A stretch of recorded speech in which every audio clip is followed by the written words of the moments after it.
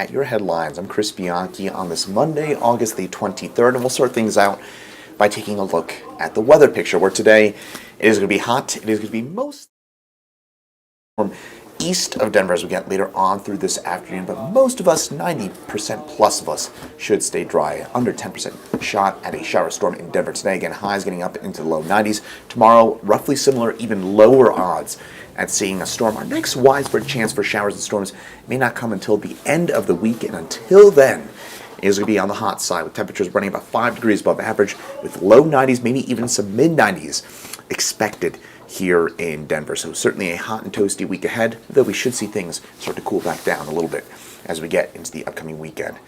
Meanwhile, on the other side of the country, an absolutely horrific story coming from the state of Tennessee. At least 21 people have lost their lives in Humphreys County. That is about an hour west of Nashville, including 7-year-old twins, due to flooding that took place late Friday night and into Saturday. 25 people still missing in those floods, which took place, as I mentioned, about an hour west of Nashville. 2 different weather stations recorded more than 17 inches worth of rainfall. For context, that's more than what Denver averages in a full year.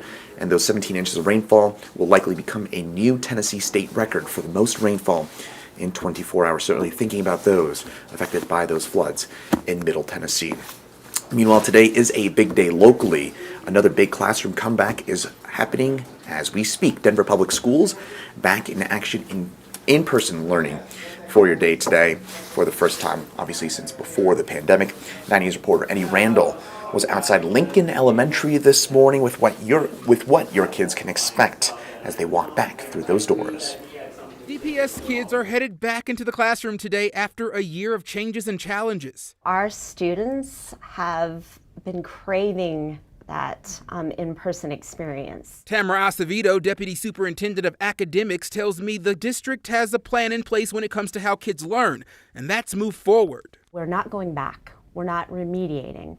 We're working to meet kids where they're at and work with grade level content. She says while teachers and staffers are thrilled to return to in-person learning, they will not eliminate the positives learned during the pandemic. We'll continue to use our different learning applications in technology. An old accessory brought on by the pandemic will come back to the classroom with students: mask. We are taking precautions like the use of masks. Face coverings are required for all students, visitors, and staff while in any DPS school or building, regardless of vaccination status.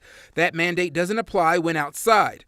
While the district is concerned about physical health surrounding the pandemic, they have put a lot of focus on students' mental health. Every building has mental health professionals. Acevedo says she, along with other staffers, know students have fears and concerns, and they want to make sure those issues are addressed. There's the worry about academics, coupled with the worry about, peers and friends, and that coupled with what is it going to be like. It is understandable that kids have fear. I deal with it as a parent of my own child, and the way in which we support them and talk to them about it, knowing that, another thing I say to my own son is everybody's in the same boat. All of the students are coming back with very similar worries, and it's going to be great.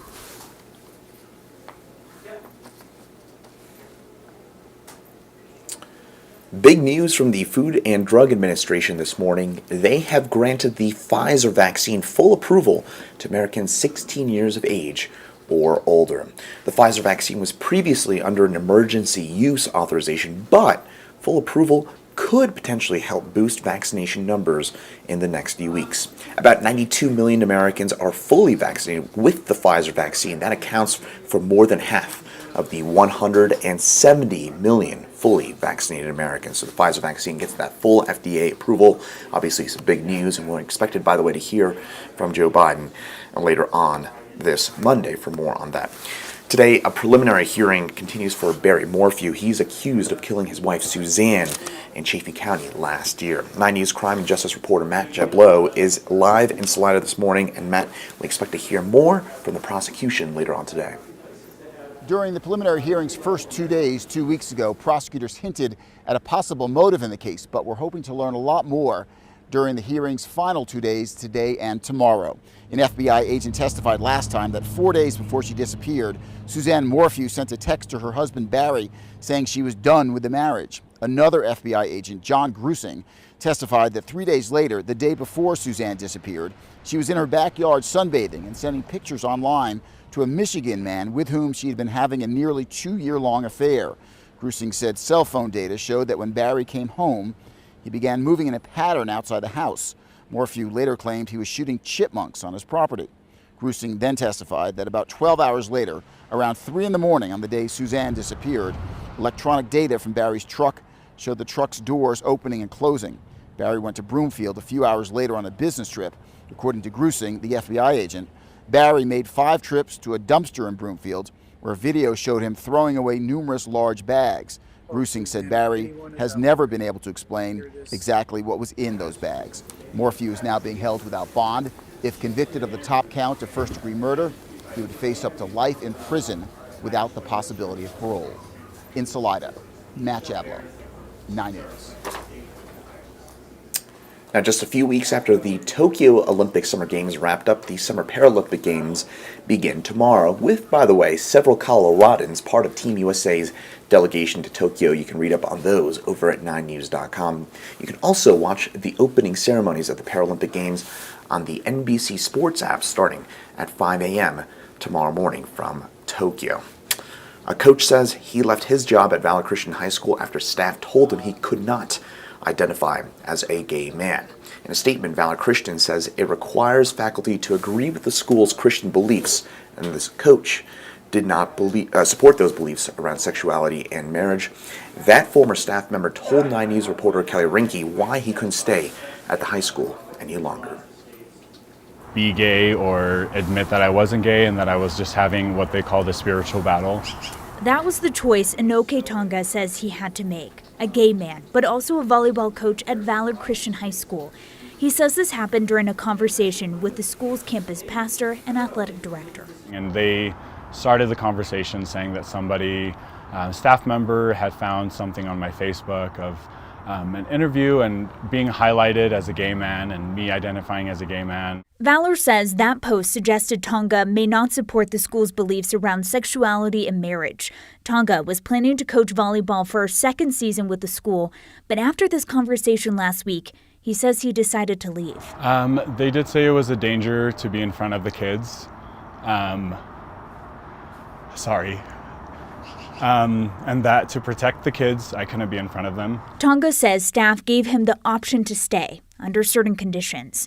I had to denounce being a gay man, cut off any goals I had of marrying the love of my life, and delete the posts, and then also accept their help to becoming a child of God. And I just felt immediately that denouncing who I was never going to be an option. In a statement, the school says they agreed with Tonga that a separation was appropriate. I thought of my boys, thought of my girls. And that's ultimately, after a day, after 2 days, ultimately why I decided to speak up. After sharing his story, Tonga says he's received an overwhelming amount of support from parents and strangers. That's motivating him to continue coaching somewhere else. It's humbling. It's very humbling for me. Kelly Rinke, 9 News. The Denver Broncos quarterback competition between Teddy Bridgewater and Drew Lock could come to an official close as soon as today. The two quarterbacks have been battling through training camp and the preseason for the starting quarterback job, and Broncos head coach Vic Fangio could announce his Week 1 starter again as soon as today.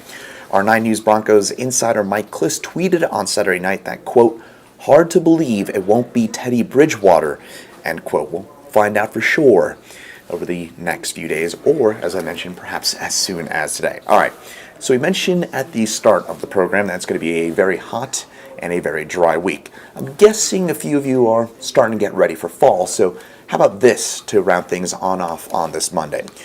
We're 9 days away from the start of meteorological fall, so again, getting closer and closer to that start of autumnal season, at least the way meteorologists define it, which is by month. That's a little complicated, but How about this as well? We're 11 days away from Denver's earliest recorded snow on record. We're 30 days away from astronomical or actual fall. That's on September the 22nd. And we're 56 days away from Denver's average first snowfall date, which is on October the 18th. So if you're a little bit on the toasty side, there's a little bit of good news, perhaps, for those of you ready for some of those tumbling leaves over the next few weeks. Now that'll do it for this Monday, August the 23rd, in your 9 News headlines. I'm Chris Bianchi, and have a great rest of your day. We'll see you right back here tomorrow.